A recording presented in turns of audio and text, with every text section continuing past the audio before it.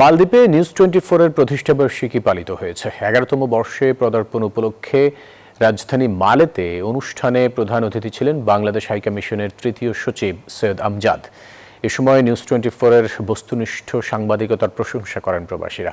ইমরান হোসেন তালুকদারের পাঠানো তথ্য ছবিতে ডেস্ক রিপোর্ট। মুখর পরিবেশে মালদ্বীপে উদযাপিত হলো দেশের জনপ্রিয় সংবাদ মাধ্যম নিউজ 24 এর 11তম বর্ষে পদার্পণ। দিনটি উপলক্ষে রাজধানী মালের একটি রেস্টুরেন্টে অনুষ্ঠানের আয়োজন করা হয়।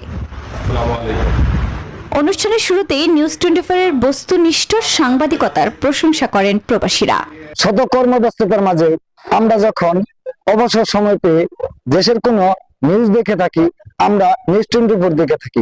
নিউজ 24 এর মালদ্বীপ প্রতিনিধি ইমরান হোসেন তালুকদারের সঞ্চালনায় অনুষ্ঠানে প্রধান অতিথি হিসেবে ছিলেন বাংলাদেশ হাইকমিশনের তৃতীয় সচিব সৈয়দ আমজাদ আলী। উপস্থিত ছিলেন মালদ্বীপ বিএনপির নেতৃবৃন্দ ছাড়াও বিভিন্ন সামাজিক সাংস্কৃতিক সংগঠনের প্রতিনিধি, প্রবাসী বাংলাদেশি কমিউনিটির সদস্য সহ আরো অনেকে।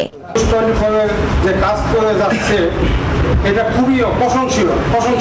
আমি যতগুলো নিউজ ওনাদের দেখছি বা ওনারা তুলে ধরেছে, কোন নিউজ আমি শুনি নাই যে ওনারা মিথ্যা কোনো প্রচার করে গেছে। সমাজের প্রতিবিম্ব হচ্ছে যে খবরগুলো আমরা পেয়ে থাকি, সুতরাং বলা হয় যে সংবাদ হচ্ছে সমাজের আয়না।